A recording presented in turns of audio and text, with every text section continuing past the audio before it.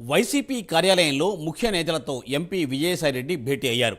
ఇటీవల Vemireddy party వీడడం, party పరిస్థితులు, అంతర్గత విషయాలపై చర్చించారు.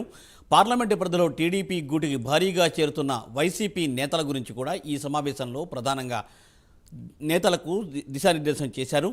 ఆయన ముఖాముఖిగా చర్చించాలని కూడా నిర్ణయం తీసుకున్నారు. ఈ సమావేశంలో మంత్రి కాకాణి, ఎమ్మెల్యే ప్రసన్నకుమార్ రెడ్డితో పాటుగా జిల్లా ప్రతినిధులు కూడా పాల్గొన్నారు. కొంతమంది నాయకులు పార్టీని వీడడం, కొంతమంది నాయకులు పార్టీకి రావడం అన్నటువంటిది సర్వసాధారణం. దానికి వివిధ కారణాలు ఉంటాయి.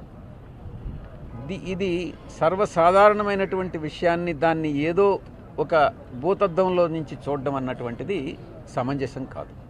ఎవరు పార్టీ నుంచి ఎవ్వరు కూడా ఆ రకంగా దూషించింది లేదు. ఆయన సౌమ్యుడే. ఈరోజు అదే చెప్తాం, ఏ రోజైనా కూడా అదే చెప్తాం.